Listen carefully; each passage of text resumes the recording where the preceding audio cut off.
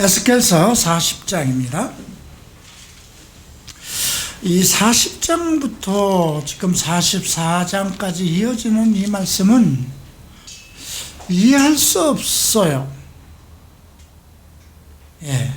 이해할 수 없는, 어떻게 단정할 수도 없고 어떻게 이렇다 하고 해석할 수 없는 내용들이 많이 나와요. 이거는 이스라엘 성전이 지어지고 나서 이스라엘 백성들 시간에 이스라엘 백성들에게 내리는 그 토지 분배라든가, 그리고 그들이 꿈꾸고 소망했던 예루살렘 성전의 구조라든가, 근데 그때가 되면 이스라엘의 지형이 다 바뀐 상황에서 이루어지는 거예요. 예수님이 예루살렘 성 쪽으로 이제 재림하실 때에 큰 지진이 나서 둘로 나누어져요. 그리고 그 사이에 골짜기가 흘러요. 이제 그런 예언들이 이미 우리는 그 계시록이나 이런 걸 통해서 다 알고 있어요. 근데 그 상황에서 지금 그 성전이 지어지고 성전 안에 펼쳐지고 성전이 어떻게 구조가 어떻게 이루어지고 하는 그런 상황과, 그 다음에 그 땅들을 어떻게 나누어 주고, 이제 이런 것들이에요. 그러니까 실질적으로 우리와는 관계가 없어요. 이스라엘 민족에게 하시는 말씀인데, 그래도 우리가 이 말씀을 통해서 대충 이런 그림이겠구나, 그런 것을 이해해 가야 되죠. 이제 이 이스라엘의 회복은 36장에서부터 언급되어 있어요. 그죠? 이스라엘이 정말 에덴 동산과 같이 되는 이스라엘의 정말 하나님께서 우리 마음속으로 하나님의 영이 들어와서 우리의 마음을 바꿔주고, 그러니까 이스라엘 사람들을 옛날에 애굽에서 데리고 나온 것처럼 하지 않고 그들 마음속에 하나님께서 하나님의 마음을 기록한다고 그랬어요. 자, 그리고 이제 전 세계 가운데 흩어져 있던 이스라엘 백성을 전부 다 옛날 땅으로 다 돌려놓고 지금 돌아오게 하고 있고, 아직도 그것은 진행 중이에요. 그리고 37장에서 보면 마른 뼈, 아주 그냥 골짜기에 가득한 그 뼈들만 남았는데 이들이 살겠느냐 물어보죠. 그 에스겔도 자기가 대답할 수 없으니까 주께서 하시나이다. 그러니까 명령하라고 그러죠. 생기야 들어가라고 명령하라고 그러죠. 뼈가 다 맞춰져서 이스라엘 국가의 독립이 1948년도에 이루어졌습니다. 1948년 5월 14일 날 이스라엘이 독립이 됐어요. 그리고 38장에서 이루어지는 게 전쟁의 끝날의 마지막 때라고 그랬어요. 이것을 그러니까 이제 7년 대환란의 시작으로 볼 것이냐, 거의 같은 그 경계선에 있다고 생각하면 돼요. 그래서 36장, 37장에서 이스라엘의 회복, 이스라엘은 정말 아름다운 곳이 되고, 근데 지금 우리가 보기에는 이스라엘이 아직 평안하지도 않아요. 근데 지금 38장에서 보면 그 8절에 여러 날 후, 곧 말년이라고 그랬어요.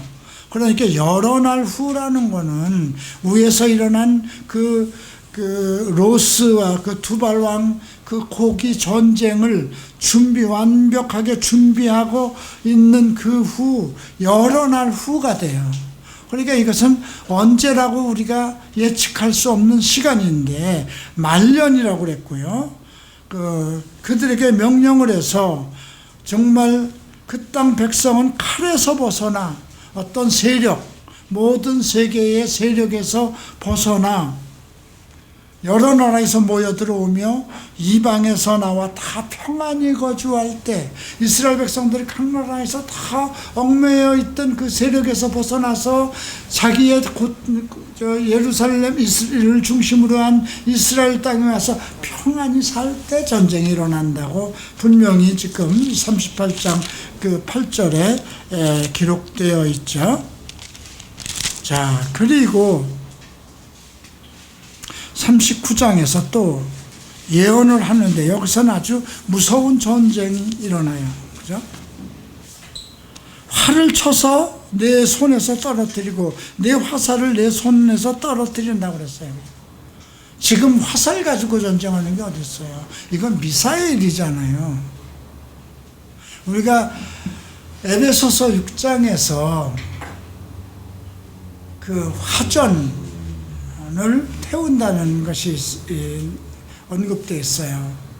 그 화전, 그러니까 우리가 어떤 그 믿음의 방패를 완전히 입었을 때 그 화전을 태운다는 건 상대방이 쏘는 그 모든 불화살을 내가 막을 수 있는 거예요.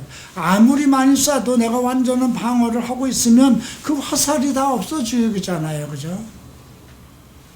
이제 그런 상황, 여기서도 이 화살은 지금으로 얘기하면 지금 이스라엘이 회복된 1948년 이후에 그리고 이방인들이 다 물러간 지가 1967년도예요.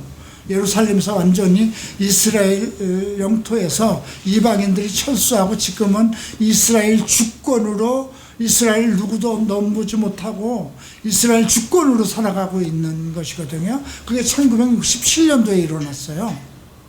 그런 상황에서 지금 이스라엘은 조그만 지금 국지적인 그런 전쟁이 일어나는데 지금 그것은 그 회교도 그러니까 이스마엘의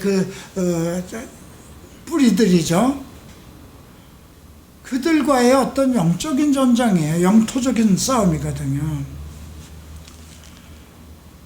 그런데 지금 이제 39장, 38장에 이어서 전쟁, 로스와 메섹과 두발왕 고가 내가 너를 대적하여 너를 돌이켜서 이끌고 북쪽에서부터 나와서 이스라엘 산에 이르러 내 활을 치고 내 손에서 화살을 오른손에서 뜯는다. 그들이 가지고 있는 정말 공격할 수 있는 미사일을 완전히 하나님께서 없애는 거예요. 떨어뜨린다는 건 뭘까요? 만약에 요즘은 전부 다 정말 시스템이 어떤 디지털화된 거잖아요. 그죠? 스위치 하나로 다 움직이고 이미 뭐 인공위성 올라가고 하는 그 모든 것이 완전 그런 디지털화된 시스템이잖아요. 근데 그들이 가지고 있는 어떤 그 핵 시스템, 미사일 시스템이 오작동이 일어났다면 어떻게 될까요? 완벽했는데 오작동이 일어났다면 어떻게 될까요? 쐈는데 만약에 북한에서 김정은이가 미사일을 쐈는데 그것이 오작동이 일어났다, 자기네에 의해서 터졌다면 어떻게 될까요? 그렇게 하실 수 있는 분이잖아요, 하나님은. 그래서 덜짐승들에게 먹이게 하고, 그죠? 그리고 거룩한 여호와의 이름을 나타낼 것이다. 그리고 이제 7해 동안에 그들의 방패와 활과 몽둥이 창을 가지고 7해 동안 불태우리라 그랬어요. 그죠? 여기 보면 그 9절에 나오죠. 그들의 무기를 불태워 사르되 큰 방패와 작은 방패와 활과 화살과 몽둥이와 창을 가지고, 이쪽에서 가지고 있는 무기가 있어요.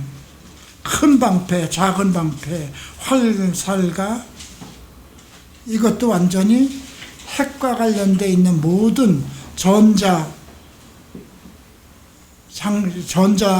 그 디지털 장치로 해서 요즘 오늘 보니까 미국의 어떤 그 로봇 이름이 개래요. 개처럼 이렇게 뛰더라고요. 그것을 현대에서 샀어요. 그죠? 그러니까 어떤 핵 물질이 만약에 핵이 터뜨리다 잘못됐으면 사람이 가서 할 수 있는 게 아니에요. 그래서 전부 다 로봇이 가서 해야 돼요. 그죠? 근데 그것을 7년 동안 불태운다고 그랬어요. 사람의 손으로 하는 게 아니에요. 여기 보면 큰 방패와 작은 방패와 활과 화살과 몽둥이와 창을 가지고, 이건 도구잖아요. 그죠? 이같이 그 무기로 불을 피운다고 그랬어요. 완벽한, 그러니까 지금 AI 시스템, 완벽한 로봇 시스템이 그때는 사람이 가지 않고 미국에서 그냥 조종하는 걸로도 다 될 수 있는 그런 정도의 과학이 얼마나 발달할지 예측 불허한 그런. 근데 우리가 지금 비스무리한 그런 상황으로 가는 시대에 살고 있잖아요. 그죠? 우리나라에서 보는 요즘에 테슬라가 지금 불에 타가지고 난리가 났다고 그러는데, 그것이 미국에서 개발된 지가 언제예요. 그죠? 미국의 전자산업이라든가 미국의 어떤 디지털 산업은 우리가 생각할 수 없는 상황이거든요. 그런 상황을 우리가 염두에 둬야 됩니다. 그래서 11절에 보면 그 골짜기에 매장지를 주고 하몬곡의 골짜기라고 그러고 7달 동안 그들을 매장하고 그 땅을 정결케 합니다.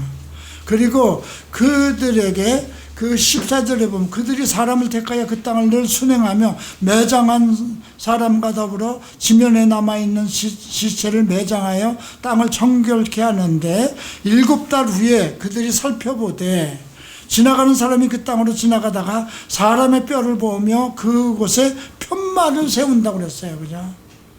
조그만 뼈 조각만 있어도 편마를 세우는 거예요. 왜 그럴까요? 그걸로 잘못해서 그들이 전부 다 어떤 핵에 감염되어 있는 그런 시스템이기 때문에 그 모든 잔해물에다가 편마를 세워서 하몬곡 골짜기에 매장을 하는데 그 이름을 하모나라고 짓는다는 거죠. 그래서 그 땅을 정결케 하는데, 그런 전쟁의 모든 어떤 전쟁을 일으켰던 모든 기구와 도구들을 태우는데 7년이 걸리고 그 땅을 정결케 하는데 7달이 걸린다는 말씀이 있습니다. 그리고 17절부터 이제 20절까지는 이 땅의 왕들, 그죠?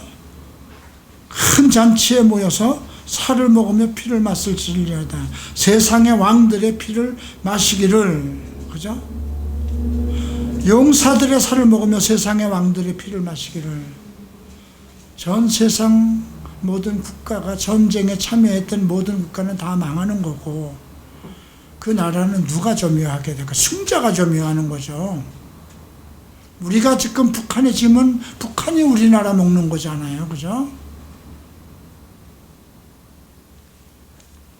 그래서 너희를 위하여 예비한 잔치의 기름을 너희가 배불리 먹으며 그랬어요. 너희가 먹으며 그 피를 취하도록 이스라엘이 다 그 땅을 지배한 승자가 돼버리는 거예요.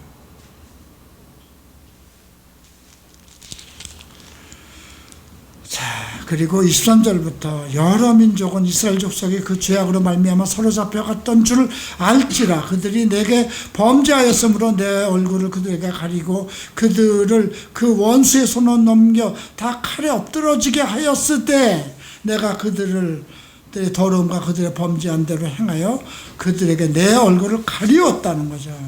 그러나 이제 내 거룩한 이름을 위하여 열심을 내어 야곱의 서로 잡힌 자를 돌아오게 하며 이스라엘 온 족속에게 사랑을 베풀 것이다.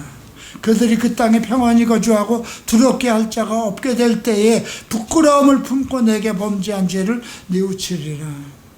내가 그들을 만민 중에서 돌아오게 하고 적국 중에서 모아 내어 많은 민족이 보는 데에서 그들로 말미암아 나의 거룩함을 나타낼 때라. 이렇게 우리가 39장을 마감했어요. 그리고 40장 보면 내가 사로잡힌 지 25대 25년 됐어요. 성이 합납된 후 14째 14년 됐어요. 나를 그날에 여호와의 권능이 나에게 임하여 나를 데리고 이스라엘 땅으로 가시되, 지금 이 40장 1절을 보면 이거는 실제로 있었던 일이라는 거예요. 꿈이나 환상이 아니고 이것은 한 여호와를 통해서 그날에 주신 말씀, 그리고 그 말씀은 계시기 때문에 반드시 이 땅에서 이루어질 것을 기록하는 것이거든요. 이상 중에 나를 데리고 이스라엘 땅에 이르러 나를 매우 높은 산에 내려놓으시는데 거기에서 나무로 향하여 성읍 형상 같은 것이, 이스라엘 성읍이죠. 왕이 거할 것이죠. 도성이라고 생각하면 됩니다. 나를 데리고 거기서 이르시니 모양이 놋같이 빛난 사람 하나가 3줄과 측량하는 장대를 가지고 문에 섰다. 여기서 보면 놋같은 빛난 사람, 왜 햇빛이라고, 햇빛 같다고 그러지 않고 뭐 황금 같다고 그러지 않고 놋 같다고 그랬을까요? 놋은 심판을 얘기합니다.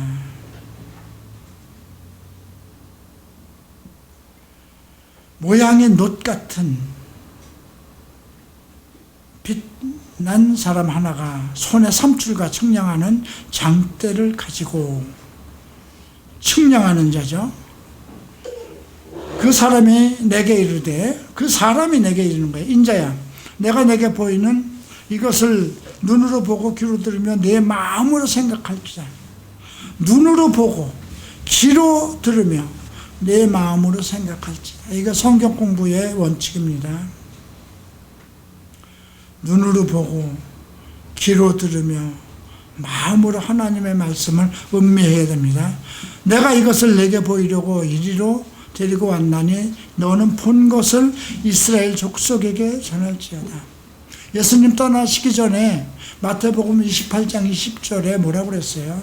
내가 너희에게 분부한 모든 것을 가르쳐 지키게 하라고 그랬잖아요. 똑같은 말씀이에요.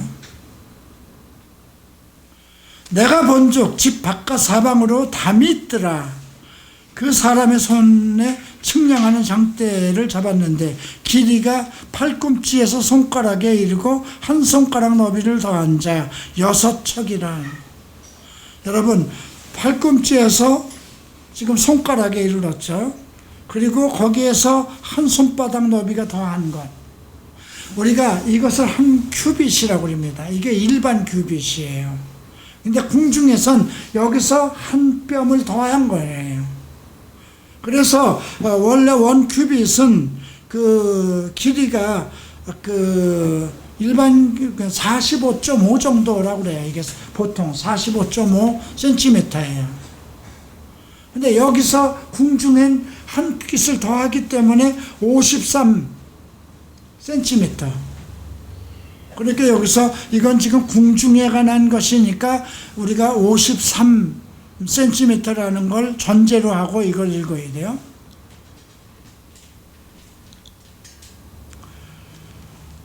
그러니까 53cm 되는 자로 6척이다 그랬어요. 6척은 그러니까 이게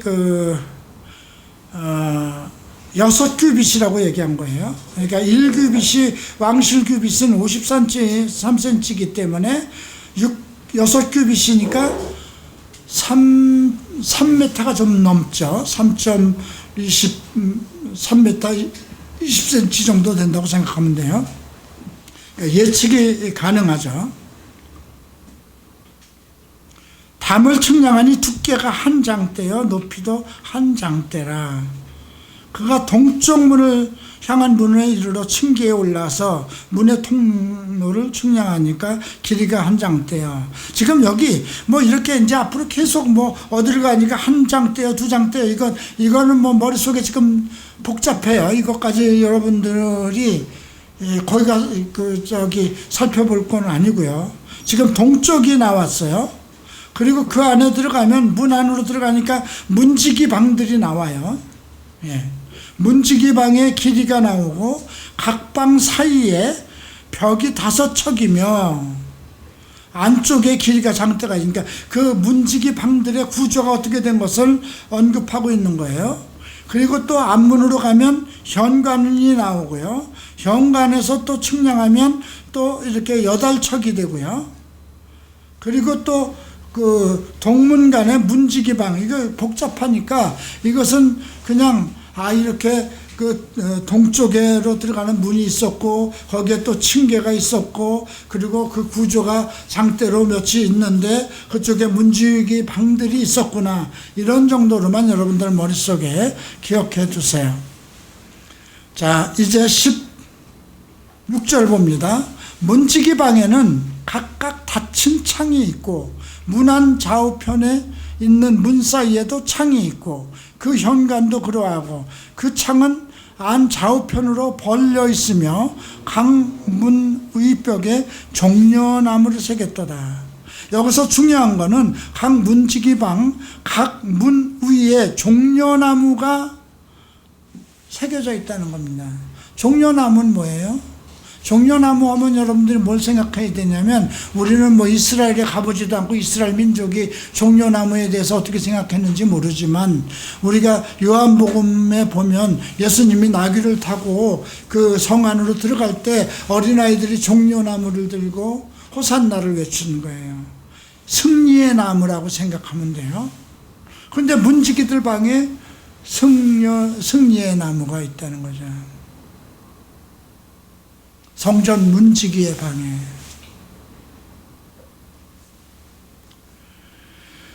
자, 그래서 지금 뭐 문지기 방에 그 동쪽으로 들어가서 여러 가지 뭐 방들이 어떻게 생겼는데, 중요한 건 문지기 방이 있었다는 것이고, 문지기 방에 그 각 문 위에 종려, 승리의 나무. 그러니까 이건 뭐예요? 문지기들은 전부 다 승리한 사람들이에요. 그죠? 예. 그가 나를 데리고 바깥들에 들어가니 뜰 3면에 박석 깔린, 박석은 도로 포장되어 있다는 걸로 생각하면 돼요. 박석은 작은 돌을 깨서 이렇게 바닥에다 깔은 걸 얘기하는 건데, 그냥 도로 포장했다고 생각하면 되고요. 예, 박석 깔린 땅이 있고 그 박석 깔린 땅 위에 여러 방이 있는데 모두 30이에요. 그 박석 깔린 땅의 위치는 각 문간의 좌우편인데 그 너비가 문간 길이와 같으며 그 아래 박석 땅이며 그가 아래 문간 앞에서 안뜰 바깥 문 앞까지 측량하니 그 너비가 100쪽이요 동쪽과 북쪽이 같더라 그랬어요. 자, 여기를 가만히 보면요, 동쪽과 이제 북쪽과 남쪽은 나와요. 근데 서쪽은 안 나와요. 네. 자, 그러니까 지금 이쪽 아까 그 5절부터 연결된 그 모양을 보면 그 19절까지는 이제 그 문지기 방에서부터 성전으로 연결되어 있는 모든 그 땅들이 박석이 깔려 있고 도로 포장이 완벽하게 되어 있다는 거예요. 그건 사람 다니기에 아주 좋게 그 되어 있다는 것을 전제로 한 것이고요. 그런데 모든 것이 동쪽과 북쪽이 같다는 거예요. 균형이 맞아 있다는 거예요.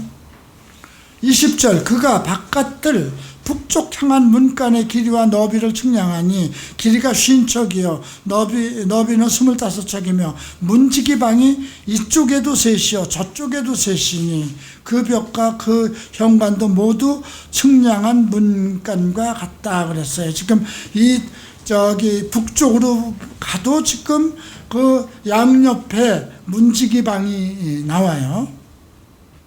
예, 문지기 방이 여기도 있다는 것이고요.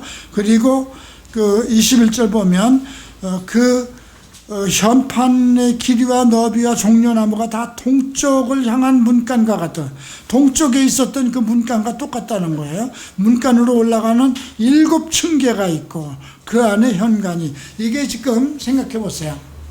동서남북입니다. 위에가 북이고 북이면 여기가 남이죠. 여기가 동쪽이죠. 여기가 서쪽이에요. 그러니까 동쪽으로 들어갔어요. 그죠? 근데 동쪽으로 들어가니까 문지 기방이 있었어요. 구조는 뭐 복잡하니까 생략하고, 또 이제 북쪽으로 들어가니까 또 문지 기방이 좌우에 있었어요. 그리고 그 길마다 박석이 깔려서 도로 포장이 잘 돼 있어요.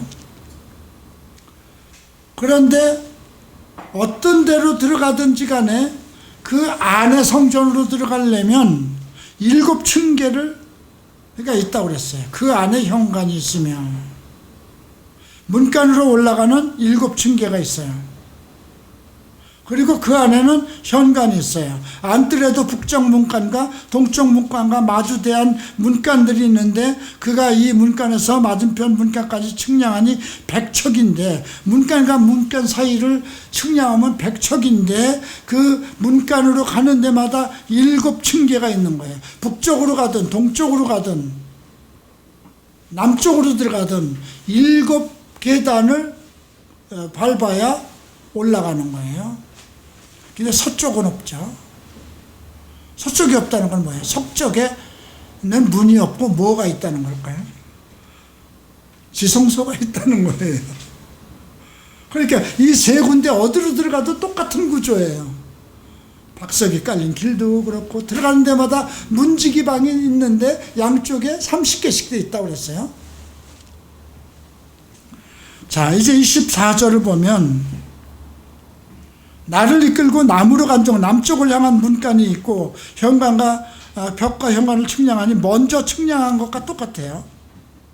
그러니까 이해가 이제 점점 돼가죠. 먼저 거 다 똑같아. 동쪽이나 북쪽이나 남쪽은 다 똑같아요. 그리고 올라가는 층계가 7층계가 있죠. 그죠? 26절에 보면. 그리고 이쪽 문 쪽, 저쪽 문 쪽에는 다 무엇이 있어요? 종려나무가 있어요. 문쪽 양옆에는 제사장이 방에 있고, 그리고 제사장의 방문 그 위에는 전부 다 종려나무가 있어요.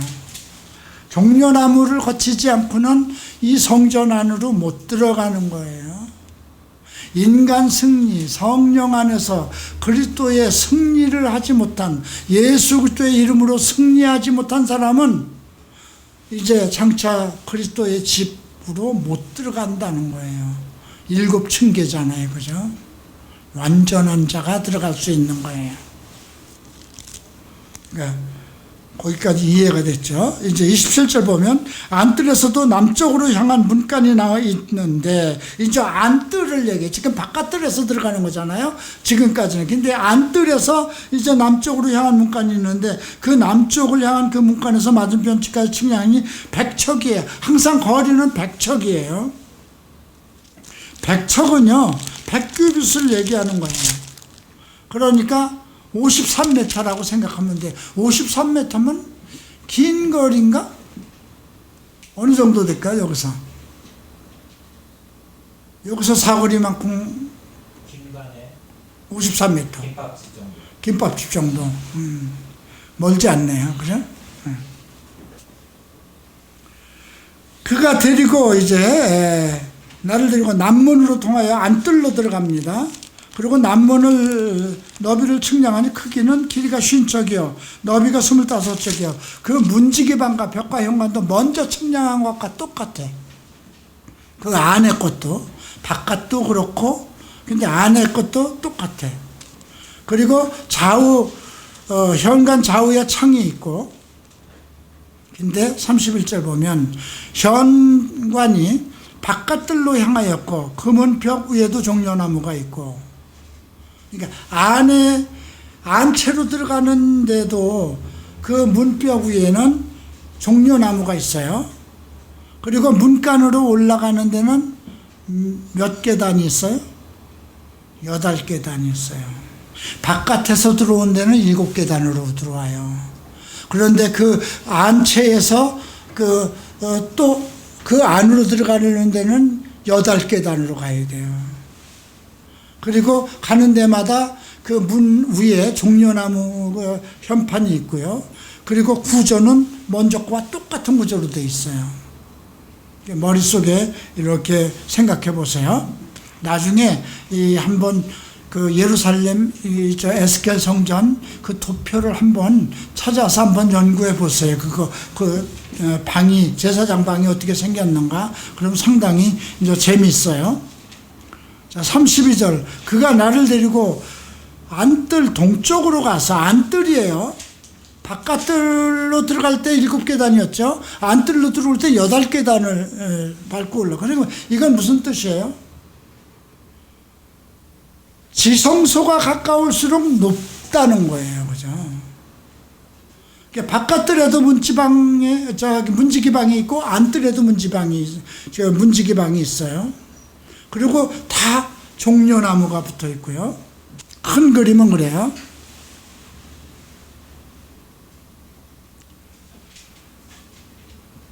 그 다음에 35절 그가 또 나를 데리고 북문으로 측량하니 다 똑같아요. 똑같은 측량. 그리고 37절에 보면 현판이 바깥들로 향하였고 이쪽 저쪽 문벽 위에는 종려나무가 있어요. 그죠? 종려나무가 새겼으며 문간으로 올라가는 건 8층계예요. 어디에서 올라가든지 문은 동과 북과 남으로 되어 있는데 안에 있는 성전으로 올라갈 땐 반드시 8층계를 건너야 돼요. 그리고 문 위에는 종려나무가 있고요. 바깥에서는 7계단이었고요. 그러니까 이중으로 되어 있어요. 바깥성, 안성. 그러면 하나님의 가까운 성이 어디 있겠어요? 그 안에 있는 거죠. 자, 근데 38절 봐요. 그 문벽 겉에 문이 있는데 그것은 번제물을 씁는 것. 번제물이라는 건 하나님께 제물, 번제는 각을 떠서 이렇게 태워서 드리는 게 번제거든요. 번제물을 씻는 곳이 있다는 거예요. 근데 지금 무슨 구약의 시대도 아닌데 주님이 오시는 그 성전에 무슨 번제를 드리고 하는 그런 것이 있을까? 그러니까 이게 이해가 불가능한 거예요. 그렇다고 이게 말씀을 안 믿을 수도 없는 거예요. 그죠? 그러니까 이거는 완벽한 해석이 불가능하다는 걸 알고 성전의 구조 그런 것을 생각하고 각 문마다 정말 문지기들이 있었고 문지기들 방 위에는 종려나무가 있었고 그 다니는 길에는 박석이 깔려 있을 정도로 그들이 다니는 것은 완벽하고 정말 평탄한 길이라는 그런 내용을 머릿속에 기억해 두고요. 37절 보면 38절에 번제물을 쓰는 것들이 있죠. 그래서 39절, 40절 전부 다 번제물을 쓰는 다듬는 돌이 있고 번제를 쓰는 상이 4개가 있고 이건 구약의 이스라엘 성전에 있었던 것처럼 똑같아요. 번제물을 그렇게 드리는 건데 43절에 보면 희생제물의 고기가 있었어요. 상들에는. 그러니까 성전 안에서 그 하나님께 드리는 제물들이 있었다는 거예요. 44절 안문 안에 있는 안뜰은 이건 바깥뜰에 들어가면 번제하는 것이 있고 번제물을 씻는 것이 있고 그랬다는 거예요. 그러니까 옛날 성전하고 똑같아요. 그리고 안뜰은 뭐예요? 지성소예요. 거기에는 안뜰에는 노래하는 자의 방이 둘이 있어요. 북쪽 곁에 있는 방은 남쪽으로 향하고 남쪽에 있는 방은 북쪽을 마주보고 있다는 거죠. 근데 노래하는 자들의 방이 있어요. 찬양을 받으시는 주님이 가까이 있다는 거죠. 그가 내게 이르되 남쪽을 향한 이 방은 성전을 지키는 제사장들이 있을 것이야. 노래하는 자들의 방이 둘이 있는데 남쪽을 향한 이 방은 그러니까 북쪽에 있는 거죠. 성전을 지키는 자들. 근데 노래하는 자들이라는 거죠.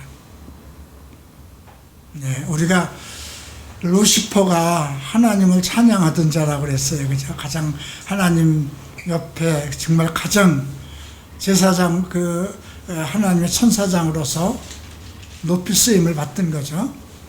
근데 여기도 제사장은 그 찬양을 하는 자들인데 그들이 성전을 지키는 자들, 성전을 지키는 자들이 제사장이 쓸 것이요. 북쪽으로 향한 방, 그러니까 남쪽이죠. 제단을 지키는 제사장들이 쓸 것이라. 그러니까 다 뭐예요? 북쪽으로 향한 제사장, 남쪽에 있는 제사장들은 그 제단을 지키는 사람. 뭐가 다를까요? 제단, 한쪽은 성전을 지키는 자. 뭘 중요시했다는 거예요? 하나님께 드리는 제물과 하나님, 이 두 군데 제사장들이 있는 거예요. 근데 그들은 찬양하는 자들이고, 하나는 제사장을 지키는, 그 제단을 지키는, 하나는 성전을 지키는. 제단이라 그러면 뭐랄까요? 우리 갈보리 채플 전체를 제단이에요. 그리고 예배를 드리는, 말씀이 선포되는 것, 그것은 성전이죠. 그렇게 이제 생각하면 돼요. 자, 47절. 그가 또 그들을 측량하니 길이는 100척이요 너비는 100척이라. 네모 반듯하죠. 제단은 성전 앞에 있어요. 제단은 성전 앞에 있으니까 앞에서 얘기하는 성전은 뭐예요? 지성소예요. 그죠? 밖에서 그 제단에서 제물을 드리는 거예요. 근데 그 남쪽에 북쪽을 향한, 그러니까 북쪽을 향한 제단이니까 남쪽에 있는 제단이 제사장들이 그 제단을 지키는 제사장들이고요. 그가 나를 데리고 성전 문 안에 이르러 그 문 안에 좌우복을 측량하니 너비는 이쪽도 5척 저쪽도 5척이며 두께는 이 문도 3척이요 저 문도 3척이라. 현관의 너비는 20척이요 길이는 11척이며 문간으로 올라가는 층계가 있고 문벽 곁에는 기둥이 있는데 하나는 이쪽에 있고 하나는 저쪽에 있고 기둥이 2개가 있어요. 문벽 끝에. 자, 이렇게 해서 성전, 바깥 성전, 안 성전으로 들어가는 모든 문들이 구조를 설명했고요. 제단이 어떻게 설치되어 있고 제사장이 어떻게 문마다 다 있는데 특별하게 성전을 지키는 제사장, 제단을 지키는 제사장이 또 있었다는 것. 그들이 그러면 더 높은 계열 같지 않아요? 그렇게 돼 있고요. 1장을 봅니다. 나를 데리고 성전으로 이르렀어요. 지금은 이제 성전으로 들어가는 그 형상, 입구, 구조를 설명했는데 성전으로 들어갔어요. 그 문벽에 측량하니 이쪽도 두께도 6척이요 저쪽 두께도 6척이라. 두께가 그와 같으며 통로의 너비는 10척이요 문 통로의 이쪽 벽의 넓이는 5척이요 저쪽 벽의 넓이는 5척이며 성소를 측량하니 그 길이가 40척이요 그 너비는 20척이라.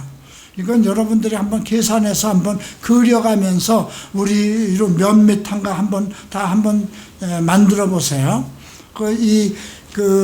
에스겔 성전의 그 지도를 한번 다 출력해서 여러분들 각자하고 한번 그렇게 해보세요.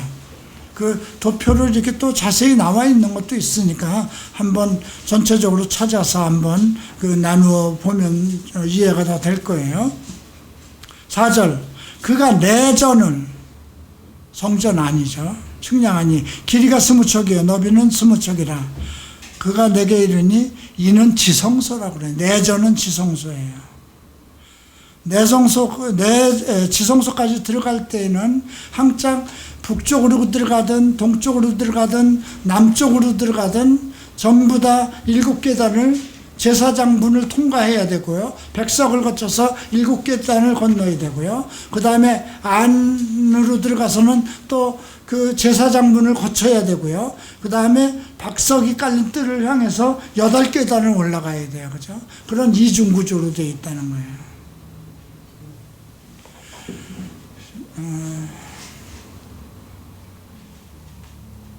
우리 본당도 이중 구조로 돼 있나요, 문이?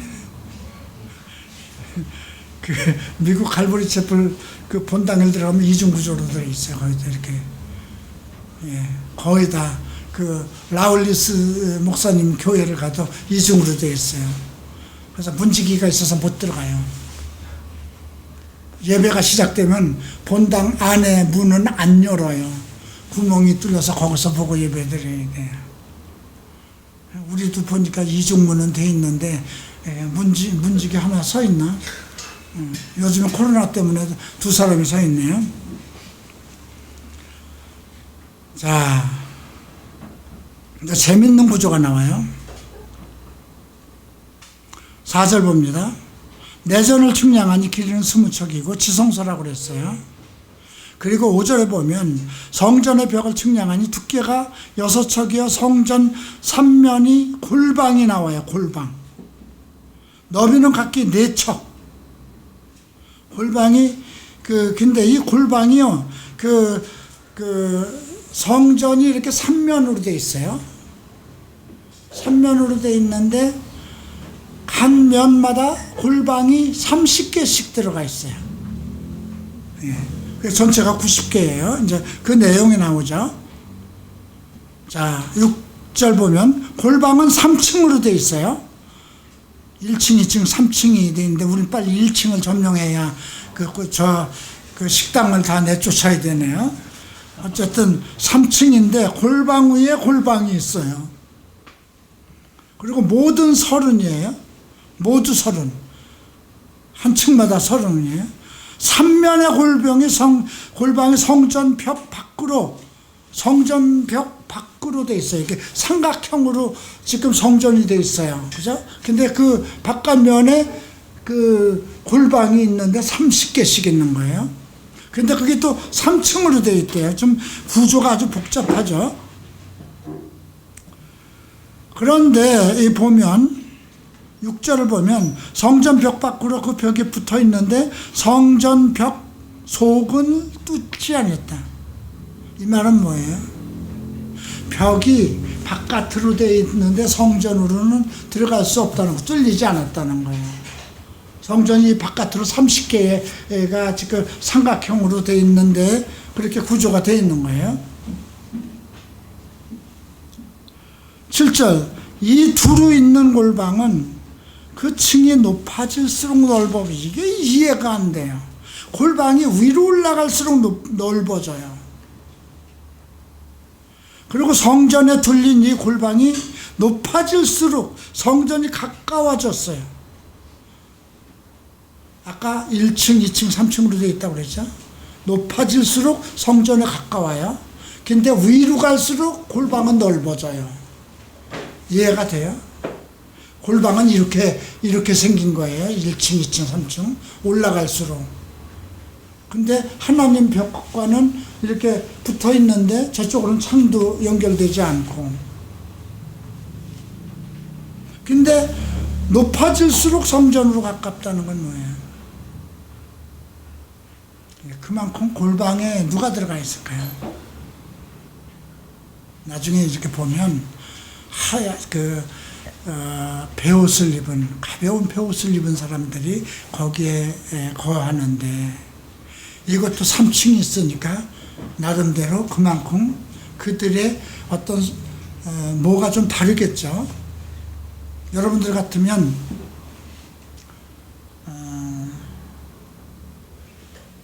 사무엘하고 다윗 왕이 들어간다 그러면 같은 방에다 놓겠어요? 사울 왕이 어차피 거기 하나님 나라에 들어가는 것이라면 저 바깥 문에 있지 않겠어요? 그죠? 자, 그래서 7절 보면 이 두루 있는 골방은 그 층이 높아질수록 넓음으로 성전이 둘린 이 골방인 높아질수록 성전에 가까워졌으나 성전 넓이는 아래 위가 같으면 이게 이해가 안 돼. 성전 넓이는 아래 위가 그게 삼각형으로 돼 있는데 똑같대. 근데 위로 갈수록 거기에 붙어 있는 그 골방이 위로 올라갈수록 넓어진다는 거예요. 이해가 안 돼요. 이걸 어떻게 그려야 될지, 이게 지을 수 있는 건지 모르겠어요. 골방은 아래층에서 중층으로 위층으로 올라가는 방법. 성전의 넓이는 아래 위가 같은데 골방은 아래층에서 중층으로, 중간층으로, 중간층에서 상층으로 올라가게 되어 있어요.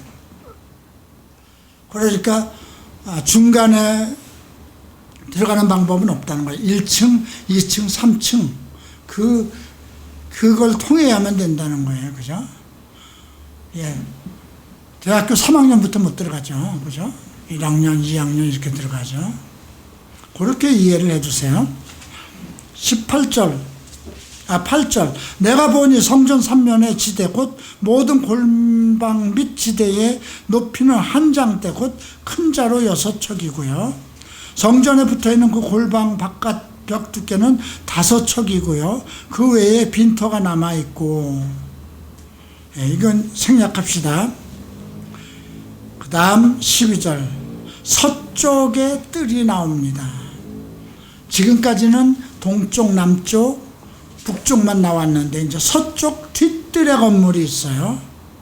예, 너비는 70척이요 길이는 90척이며 그 사방벽은 두께는 5척이요 그가 성전을 측량하니, 그러니까 서쪽에 성전이 있는 겁니다. 길이는 100척이요 서쪽 뜰과 그 건물 벽의 합계는 100척이요 성전 앞면의 너비는 100척, 전부 다 100척으로 됐어요.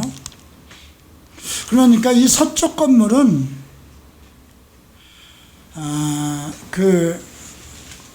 지성소 그 뒤쪽에 쓰레기 아치장이라고 생각하면 됩니다. 뒤에 창고라고 생각하면 돼요. 그래서 지금 12절에는 서쪽 뒤에 있는 건물이 있고요. 그래서 이거는 성전에서 나온 쓰레기, 왜냐하면 짐승들 잡아서 번져들고 나온 쓰레기를 그 뒤에다 갖다 버리는 거라고 생각하면 돼요. 그리고 그 성전을 측량했죠. 통로 16절, 통로로 벽과 닫힌 창과 3면이 둘러있는 이제 회랑은 문 통로 안쪽에서 땅에서 창까지 널판지로 가렸고 창은 이미 닫혔다는 겁니다. 문 통로 위에 내전과 외전 사방벽도 다 그러하니 곧 측량한 크기대로며 널판지에는 그룹들과 종려나무가 새겨져 있는데 두 그룹 사이에 종려나무 한 그루가 있으며 각 그룹에 두 얼굴이 있으니, 자, 널판지마다 종려나무가 있어요. 이건 최종적인 승리를 한 것이죠. 두 그룹 사이에 그룹이 둘 있는데, 그룹은 천사죠. 그죠? 하나님을 지키는 두 그룹 천사가 사이에 종려나무가 딱 한 그루가 있어요. 실질적으로 종려나무가 서 있어요. 그리고 각 그룹에 두 얼굴이 있는데 하나는 사람의 얼굴이고 이쪽 종려나무를 향하였고 하나는 어린 사자의 얼굴이라 저쪽 종려나무를 향하였고, 종려나무가 두 개가 서 있는 거예요. 그죠? 그룹 앞에. 근데 그룹 천사들이 있고요. 근데 하나는 사람의 얼굴이고 하나는 어린 사자의 얼굴. 하나는 사람은 누굴까요? 그리스도죠. 어린 사자는 누굴까요? 이건 구약을 얘기하는 건데, 글쎄, 이것도, 예, 근데 그룹 천사니까, 가장 지성소에서, 옛날에 그 지성소에는 그 언약궤 위에 두 그룹이 천사가 날개를 펴고 있었어요. 그죠? 서로 얼굴을 마주하고. 근데 여기는 실질적으로 이런 모습이 되어 있네요. 20절, 땅에서 문 통로 위까지 그룹들과 종려나무들이 새겨져 있으며, 자, 모든 통로 문 위에 그룹들과 종려나무가 새겨져 있어요. 완벽한 승리를 이룬 사람들이죠. 성전 벽이 다 그렇게 됐어요. 지성소 안은 완벽한 승리의 사람들, 승리의 천사들. 외전 문설주는 네모졌고 내전 외 전면에 있는 양식은 이러하니 곧 나무제단의 높이는 세 척이요. 이건 그 바깥 성전에 있는 거죠. 내전과 외전에 각 문이 있는데 문마다 각기 두 문짝, 곧 접는 두 문짝이네요. 접는 두 문짝이니까 뭔가 어떻게 된 건가요? 이렇게 접었다 이렇게 피는 건가? 그죠?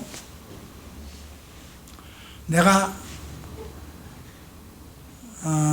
생존 시간이 좀 많이 남아있고 성도가 한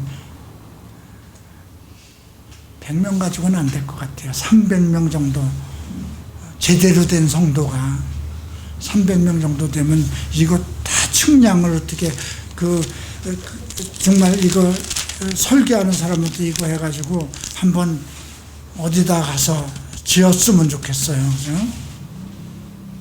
왜 한국에서 이런 걸 어디가 옛날에 이거 한번 이런 거 지어서 구경시키는 그런 교회가 있었어요. 그죠? 자, 25절. 이 성전문에 구룹과 종려나무를 새겼는데 벽에 있는 것과 같고 현관에 있는 나무 디딤판이 있으며 좌우 현판에도 닫힌 창도 있고 종려나무도 새겨져 있고 성전의 골방과 디딤판도 있고. 근데 중요한 건 창마다 다 닫혀 있고 그 창에 전부 다 종려나무와 그룹들이 새겨져 있다는 거죠. 자, 이렇게 해서 우리가 그 성전의 구조를 봤는데 이건 정말 비밀이라는 것이니까 그냥 대충 이렇구나 생각하시고요. 42장 봅니다. 제사장의 방에 대해서 설명합니다. 그가 나를 데리고 밖으로 나가 북쪽들로 가서 두 방에 이르니 바깥으로 데리고 두 방 하나는 골방 앞들을 향하였고 다른 한쪽은 북쪽 건물을 향하였는데 그 방들의 자리는 길이가 100석이요 너비가 50척이요 그 문은 북쪽을 향하였고 그 방 3층에 회랑이 있어요. 회랑이라는 건 뭐예요? 회랑은 사람들이 모여서 이렇게 어떤 모임을 가질 수 있는 거라고 생각하면 되죠. 근데 그것이 길게 통로처럼 되어 있다는 거예요. 그 위층의 방은 가장 좁으니 이는 회랑들로 말미암아 아래층 가운데 층과 위층으로 자, 이제 거기로 올라가려면 아래층부터 이 회랑을 통해서 올라가야 되는데 그 위에는 점점 좁아진다고 그랬어요. 왜냐하면 그 회랑이 돌아가면서 그 층을 내기 때문에 위에는 더 좁아졌다는 거예요. 근데 어떻게 보면 아까 제사장이 있는 성전과 붙어 있던 거는 구조가 또 달라요. 거기는 위에 올라가면 올라갈수록 성전과 더 가까이 있고 넓어졌다고 그러는데 여기는 반대로 밑에가 더 넓고 위로 올라갈수록 좁은 형상입니다. 4절 그 두 방 사이에 통한 길이 있어 너비는 10척이요 길이는 100척이요 그 문들은 북쪽을 향하였고 위층 방은 가장 좁으니 이는 회랑들로 말미암아 아래층과 가운데층과 중간층이 더 줄어듭니다. 그 방은 3층인데도 뜰의 기둥과 같은 기둥이 없으므로 위층이 아래층과 가운데층과 더욱 좁아집니다. 기둥은 없다고 나왔습니다. 3층인데도. 그러니까 이게 달팽이처럼 이렇게 올라가는 게 아닌가 그렇게 싶기도 하고요. 자, 복잡하니까 그냥 통과합시다. 10절 보면 남쪽 골방이 나오죠. 근데 골방에 있는 사람들이 누군가를 또 생각해 봐야 돼요. 두 방 사이에 길이 있고 방들의 모양은 북쪽 방과 같아요. 남쪽에도 골방이 있는데 북쪽 방과 똑같다는 것입니다. 너비도 같고 출입구도 문도 똑같고 남쪽 방에 출입하는 문이 있는데 남동쪽 길 어귀에 있더라. 그가 내게 이르되 좌우 골방들 곧 북쪽과 남쪽에 있는 방들은 거룩한 방이라. 예수님께서 팔복을 얘기하면서 골방에 들어가서 기도하라고 그러죠. 제가 일본에서 나오면서 이사야서, 에스겔서, 이 구약 예언서에 아주 심취가 돼 있어서 처음에 교회를 개척하기 전에 주보 같은 걸 만들어서 매주 토요일마다 이제 나를 아는 사람들과 함께 우리 가족과 예배를 드렸는데, 그때 세미한 음성을 골방이라고 그랬어요. 왜 그때 골방이라고 했는지 모르겠지만, 이걸 읽으면서 골방에 있는 방들은 거룩한 방이라, 여호와를 가까이 하는 제사장들이 지성물을 거기서 먹을 것이야. 지성물은 하나님께 드리는 것을 먹는 제사장들. 그런데 하나님 여호와를 가까이 하는 제사장들이라는 겁니다. 그래서 지성물, 곧 소제와 속죄제와 속건제와 제물을 거기에 둘 것이니, 그래서 이 골방은 거룩한 것이라는 거죠. 자, 14절.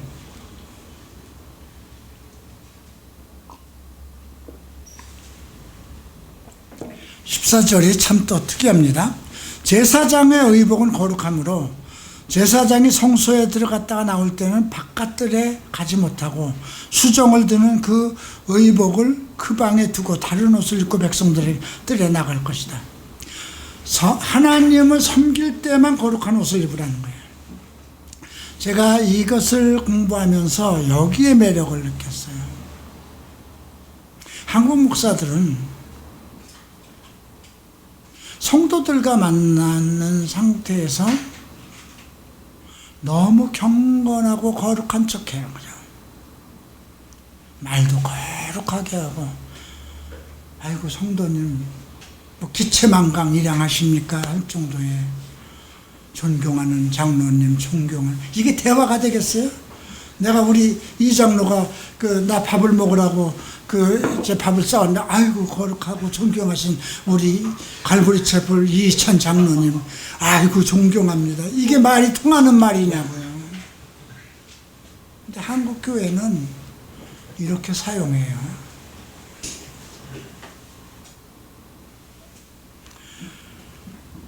백성들한테, 하나님한테 나가는 것은 거룩한 제사장으로서 섬기는 거잖아요. 그죠? 거룩한 제물을 먹으면서 하나님을 정말 섬기는 그 골방에서 아무도 만나지 않고 오직 골방은 기도하는 것이거든요. 섬기며 다른 것도 못 먹고 제물로 들어온 것만 두는 것. 근데 백성들에 나갈 때는 다른 옷을 입고 나가라는 거예요. 그들의 얼굴. 아니, 이제 이 말씀을 뭐와 함께 생각해야 되냐면, 바울아니다. 모세가 시내산에 올라갔어요. 그죠? 거룩한 산에 올라가서 거기서 이제 하나님의 돌파를 받았어요. 얼굴에 광채가 났어요. 그 백성들이 그 얼굴을 볼 수가 없기 때문에 얼굴에다 수건을 안 주게. 근데 나중까지 그랬냐? 얼굴에 있는 광채는 점점 없어지는 것이었죠. 백성들의 뜰에 나갈 때는, 이건 백성들과 성도들과 교제를 할 때는 성도들과 같은 모습으로 나가야 되는 거잖아요. 그죠? 그가 안에 있는 성전 측량하기를 마친 후에, 성전이 다 측량됐어요.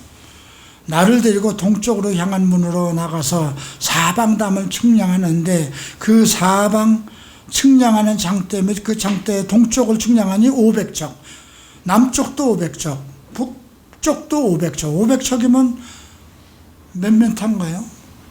53m씩. 한 척이 53m면 2,500 정도였네. 얼마 정도가 될까요? 여기서 강남역 가기 많은가? 엄청 크긴 큰 거예요. 자, 43장을 봅니다. 42장에서 중요한 건 거룩한 골방이 있었다는 것이고요. 거룩한 골방은 지성소에 재물들을 거기서 먹고 제사장들이 먹고 사는 곳인데, 의복은 거룩함으로 성전에서 봉사할 때만 입고 백성들을 만나러 갈 때, 성도를 만나러 갈 때는 다른 옷을 입고 나가라는 겁니다. 자, 43장. 그 후에 그가 나를 데리고 문에 이르니, 동쪽 향한 문입니다. 이제 지성 동쪽 향한 문인데, 이스라엘 하나님의 영광이 동쪽으로부터 오는데, 하나님의 음성이 많은 물소리 같고 땅은 그 영광으로 말미암아 빛나니, 예수께서 이제 오시는 거예요.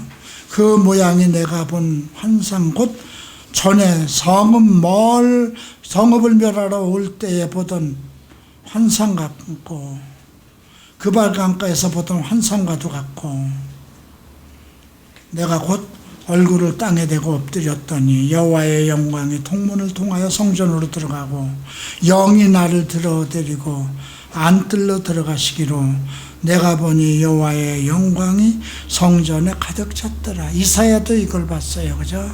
이사야 6장에 보면 하늘에 들린 그 이사야가 우시야 왕이 죽고 난 후에 하늘에 열린 문을 볼 때, 그죠? 성전에 하나님의 거룩함이 가득 찬 것을, 영광으로 가득 찬 것을 보았죠, 이 땅에. 그 모양이 내가 본 산, 전에 성읍에서 본 것과도 같고 환상과도 같다고 그랬어요. 자, 여호와의 영광이 동문을 통하여 성전으로 들어가고 영이 나를 들어 안뜰로 들어가시기로, 내가 보니 여호와의 영광이 성전에 가득하더라. 성전에서 내게 하는 말을 내가 듣고 있을 때에 어떤 사람이 내게 서 있더라. 하나님의 성전에서 내게 하는 말을 들을 때에 내 옆에 와 있는 사람이 있었어요. 그가 내게 이르되, 인자야, 내 보좌의 처소, 내 발을 두는 처소, 내가 이스라엘 족속 가운데서 영원히 있을 것이라. 이스라엘 족속 곧 그들과 그들의 왕들의 음행하고 그 죽은 왕들의 시체로 다시는 내 거룩한 이름을 더럽히지 아니하리라. 그들이 문지방을 내 문지방 곁에 두고 문설주를 내 문설주 곁에 두어서 그들과 나 사이에 겨우 한 담이 막히게 하였고, 또 그 행하는 가증한 일로 내 거룩한 이름을 더럽혔으므로 내가 너를 멸하여 멸망하였느니라. 이스라엘의 제사장들과 왕들이 하나님과 하나님 사이에 문지방 하나 사이를 두고 문설주 하나를 뒀다는 거예요. 그만큼 교만했다는 거예요. 이렇게 지금 성전에 들어가려면 아무나 들어갈 수 없도록 구조가 되어 있잖아요. 그죠? 거룩한 자만이 골방에서 들어가서 지성소에 들어가는 모든 걸 먹을 수 있고 섬길 수 있는 건데, 그들이 하나님과 문지방 사이에 하나 두고 문설주 하나 사이에 두고 그렇게 교만하고 음행을 저질렀다는 거죠. 그래서 멸망시켰다는 거예요.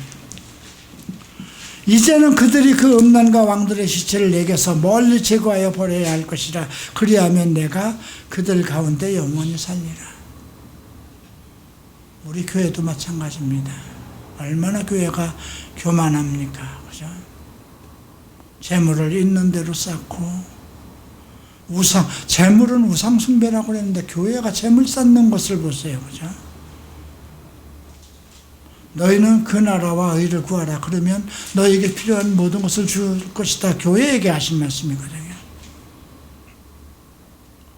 10절, 인자야, 너는 이 성전을 이스라엘 족속에게 보여서 그들이 자기 죄악을 부끄러워하고 그 형상을 측량케 하라.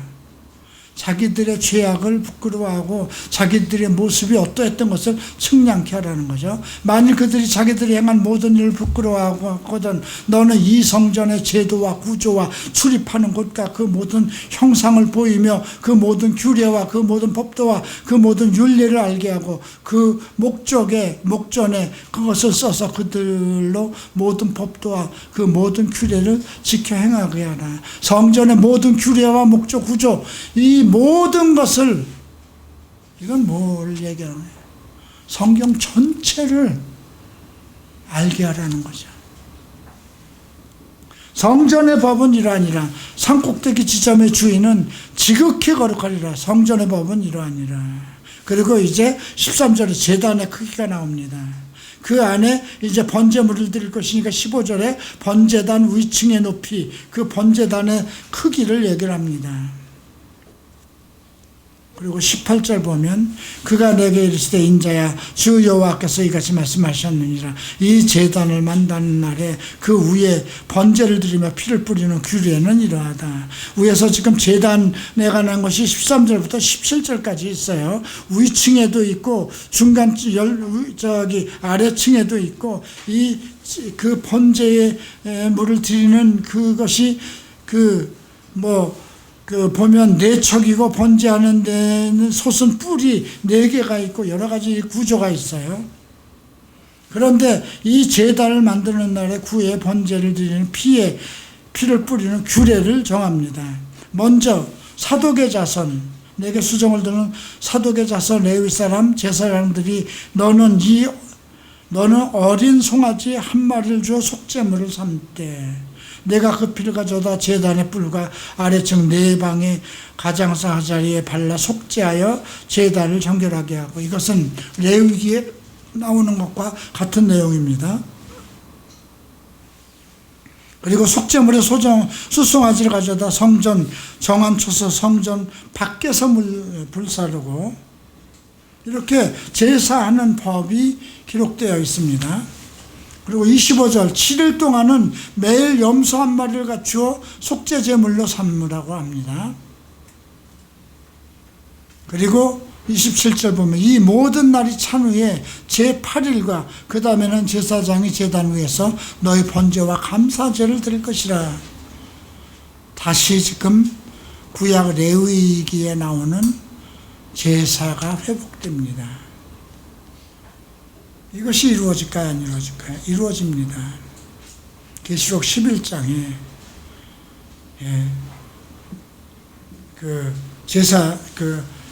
측량하라고 그랬잖아요. 그리고 성전 뜰은 측량하지 말라. 그래서 3년 반 동안 그들이 지성소에서 이렇게 제사를 드립니다. 자, 44장 빨리 보겠습니다. 그가 나를 데리고 성소 동쪽 향한 바깥문으로 돌아오시니 그 문은 닫혀 있으나 여호와께서 내게 이르시되 이 문은 닫고 다시 열지 못할지니 아무도 그리 들어올지 못할 것은 이스라엘 하나님 여호와가 그리로 들어왔다. 그러므로 닫아두지. 하나님 들어오신 후에는 못 들어온다는 거예요.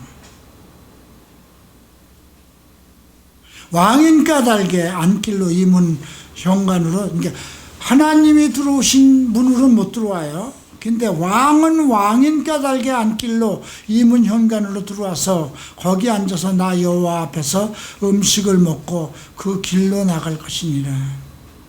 여기서 왕은 예수가 아닙니다. 여기서 우리가 하나님과 그리스도와 함께 왕노릇한다고 그랬잖아요. 거룩하고 의로운 이 말씀을 한번 계시록 21장을 한번 봅니다.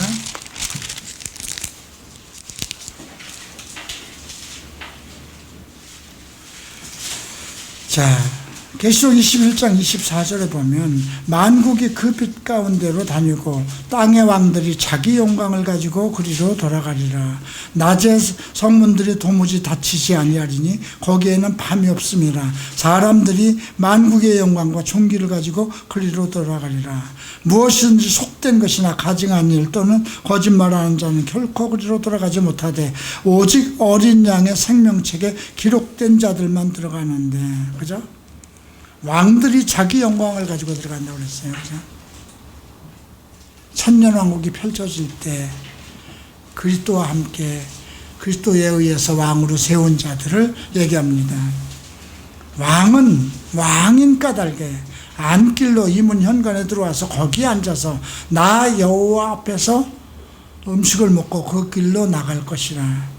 그가 또 나를 데리고 북문을 통하여 성전 앞에 이르시기를 내가 보니 여호와의 영광이 여호와의 성전에 가득한지라 내가 얼굴을 땅에 대고 엎드리니 여호와께서 이르시되 인자야 너는 전심으로 주목하여 내가 네게 말하는 바 여호와의 성전의 모든 규례와 모든 율례를 귀로 듣고 성전의 입구와 성소의 출구를 전심으로 주목하고 너는 반역하는 자 곧 이스라엘 족속에게 이르기를 주 여호와께서 이같이 말씀하시기를 이스라엘 족속아 너희는 모든 가증한 일을 족하니라.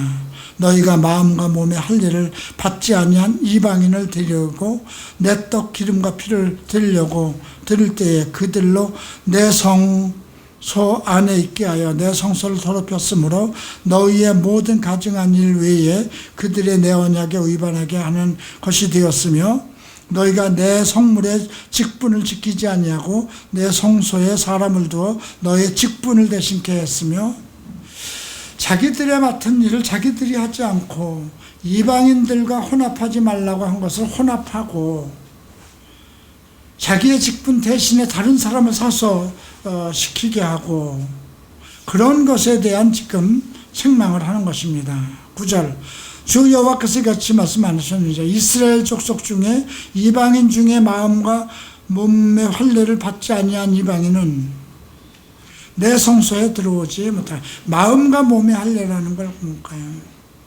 마음이 변화가 되어야 되고 몸의 행실이 완전한 자는 성소로 못 들어온다는 거죠. 이스라엘 족속이 그릇 행하여 나를 떠날 때에 레위 사람도 그릇 행하고 그 우상을 따라 나를 멀리 떠났으니 그 죄악을 담당할 것이다 선언합니다.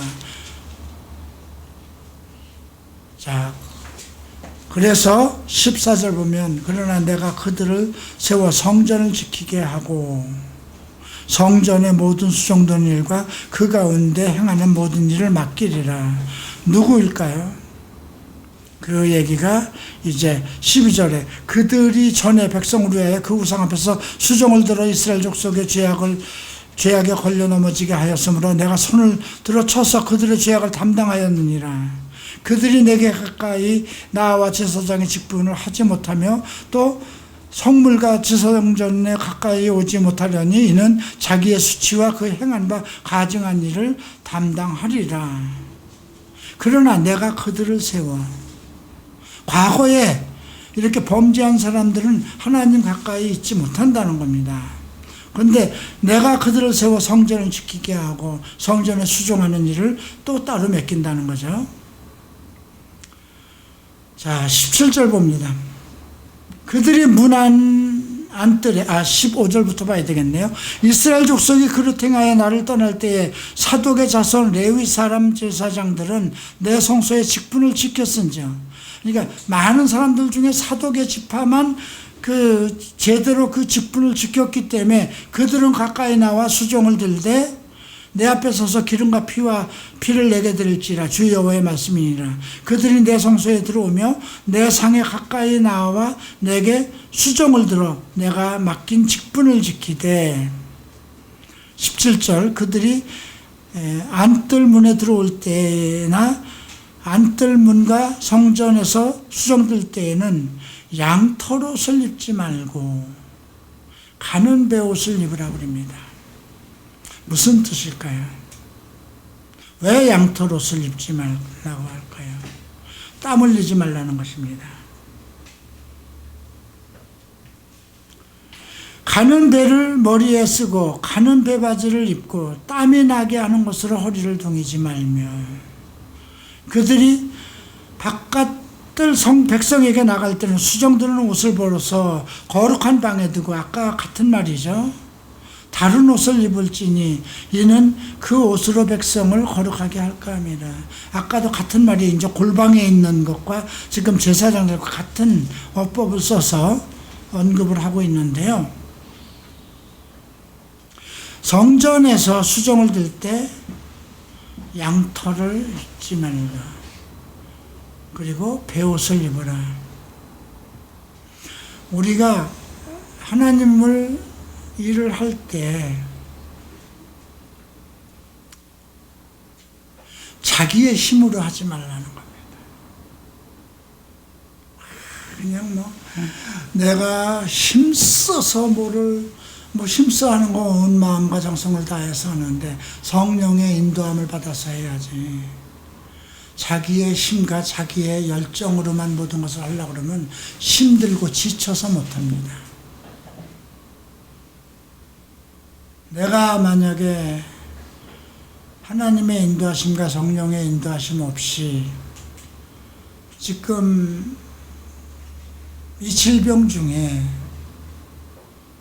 일주일에 3번에 걸친 설교를 지탱해 나갈 수 있을까 생각해 보세요.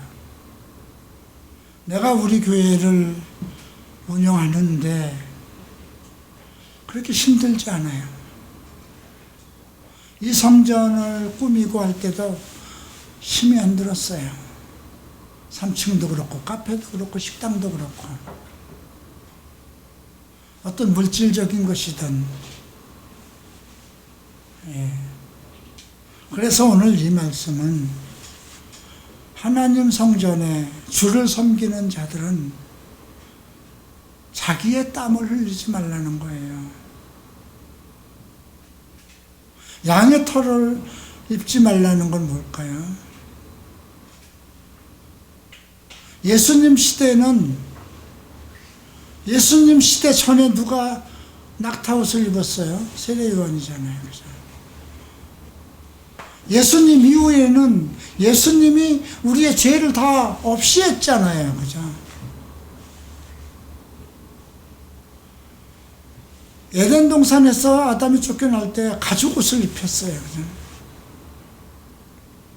이제 우리는 그 짐승의 옷, 가죽의 옷을 다 벗은 자들이잖아요. 그리스도의 옷을 입은 자들입니다. 그러니까 짐승과 같은 생활을 하지 말라는 겁니다. 그리고 그 짐승의 털, 죄에 그걸 벗기 위해서 땀 흘리지 말라는 겁니다. 예수께서 다 해놓으셨기 때문에. 그리고 너희는 거룩한 방에다 옷을 두고 다른 옷을 입고 성도들과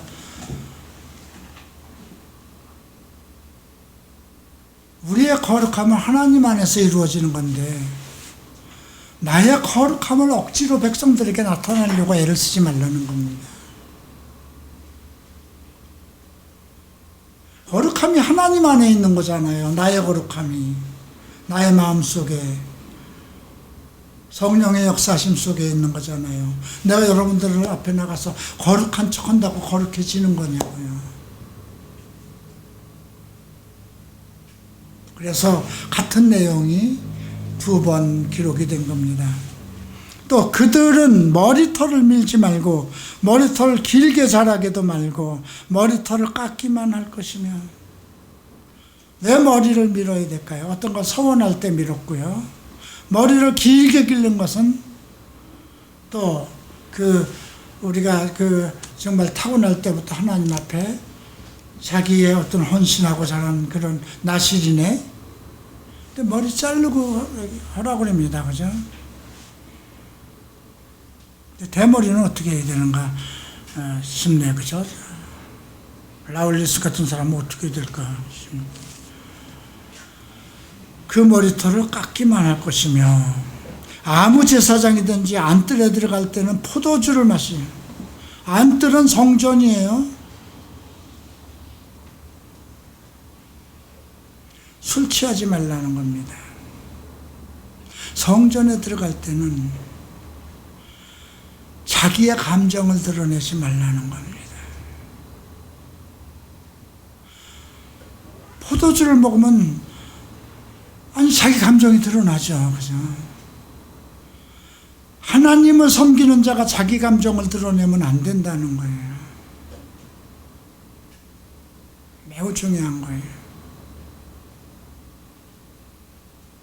옳고 그른 것은 하나님의 공의로 해야 되는 거지. 아, 요 놈은 이쁜 놈이니까 내가 봐줘야지. 그거 술 취한 거잖아요. 이미. 자기 감정에.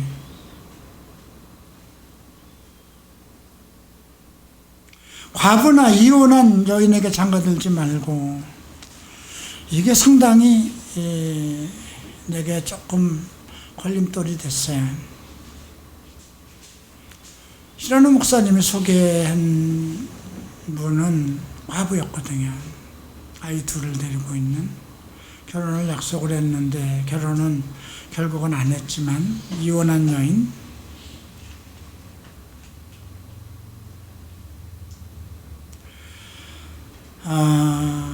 내가 혼자 독신으로 살기로 작정을 하고 정말 골방에서 지성물을 섬기는 하나님의 제사장으로 살아야 되겠다는 이러한 마음의 작정이 거의 에스겔서를 보고 나왔어요. 이사야서를 배우면서 많은 그 말씀들을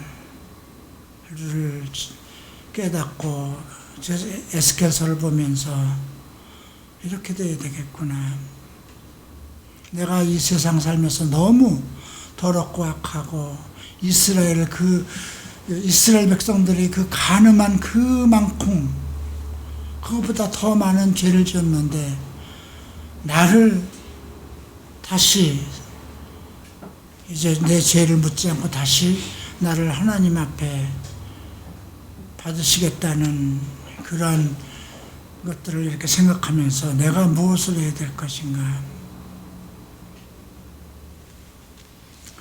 23절 내 백성에게 거룩한 것과 속된 것을 구별하여 가르치며. 그죠? 거룩한 것이 뭐고 속된 것이 무엇일까요? 부정한 것과 정한 것을 분별하게 할 것이며 영적 분별이죠. 송사하는 일을 재판하되 규례대로 재판할 것이요. 어느 두 사람이 다툴 때 성경적으로 해결하라는 겁니다. 시체를 가까이 하여 스스로 덮이지 말 것이다. 이 말은 나와는 관계가 없을 것 같아요. 난 벌써 많은 시체를, 김유복이 시체도 만지고, 또 민소영이 시체도 만지고, 이번에는 안 만졌네요. 부모나 자녀나 형제가 시집가지 아니한 자매를 위하여 더럽힐 수 있으며.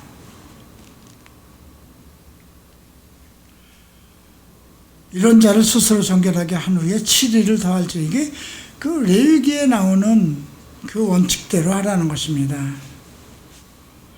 성소에서 수종 들기 위하여 안뜰과 성소에 들어갈 땐 속죄제를 드릴지니. 안뜰과 성소로 들어갈 때는 반드시 속죄제를, 제사장이라 할지라도 왜 죄성을 가지고 있으니까요. 자, 그들에게는 기업이 있으리니 내가 곧 그 기업이라. 너희는 이스라엘 가운데서 그들에게 산업을 주지 말라. 내가 그 산업이 돼. 제사장들은 기업을 갖지 말라는 것입니다. 내가 사업을 하면 되겠습니까? 목사들이 목사들이 운전기사를 하는 것은 관계없다고 생각합니다. 목사들이 돈을 벌기 위해서 막노동을 하는 것, 먹고 살 수가 없으면 해야죠. 자기 가족은 자기가 해야 되니까. 교회를 개척하는데 교회가 완전 교회에서 정말 전신 봉사를 하기 전까지 정말 월급을 줄 형편이 못 되면 자기가 일을 해야 되잖아요. 그러나 그걸 위해서 카페를 운영한다면, 카페를 해서 한다면 어떨까요? 자, 그 다음 각종 처음 익은 열매와 너희 모든 예물 중에서 각종 거제 제물을 다 제사장에게 돌리고 너희가 첫 밀가루를 제사장에 주어 그들에게 내 집에 복이 내리도록 하게 하라. 이거 외워두세요. 갈보리 채플 청년들은. 제사장에게 드리래요. 첫 열매와 초월급 타면 다 가져오세요. 초월급 타서 안 가져온 놈들이 더 많아. 딱 한 놈 있어. 그 놈은 두고두고 복을 받을 거야. 여기 그렇게 되어 있잖아요. 그들에게 내 집이 복이 내리도록 하라. 새나 가축이 저절로 죽은 것이나 찢겨져 죽은 것은 제사장의 몫이고, 이거 제사장의 원리입니다. 우리는 제사장은 아닙니다. 그죠? 이건 이스라엘 영적 회복된 후에 이스라엘에게 성전 회복과 하나님을 섬기는 제사장들의 원리를 언급한 겁니다. 우리는 기본적으로 이 말씀을 우리 생활에서 어떻게 적용할 것인가, 우리 목사들은 어떻게 살 것인가. 나는 세마포스를 안 입었지만 거룩한 옷을 입은 하나님의 그리스도의 제자로서의 옷을 입은 사람이잖아요. 그죠? 그래서 하나님을 섬길 때는 어떻게 할 것이며, 여러분들과 만날 때는 어떻게 할 것이며, 그런 것들을 배우는 거죠. 그래서 오늘 40장과 44장까지는 이해할 수 없는 예루살렘 성전 지금 없잖아요. 앞으로 지어질 성전에 이스라엘 백성을 이렇게 하라는 거예요. 그러면 이렇게 할까요, 안 할까요? 이렇게 할 겁니다. 자, 이제 45장부터 48장까지는 이스라엘 백성이 땅을 어떻게 나누어 줄 것인가. 이것도 뭐 별로 우리와는 관계가 없는데 어떤 영적 배경과 어떤 적용 면에서 배울 겁니다. 다음 주에 이 부분을 배웁니다. 기도하고 마치겠습니다. 존귀하신 주님, 예루살렘 성전, 이스라엘의 성전, 이제 주께서 이 땅에 오셔서 세우실 성전, 그 규모와 또 제도와 예법과 제사법 모든 것을 살펴봤습니다. 우리와는 실질적인 관계가 없는 것이라도 주님이 이 땅에 오셔서 그대로 실행할 것이니 우리가 장차 예수 그리스도와 왕노릇할 때 반드시 그곳을 돌아볼 것입니다.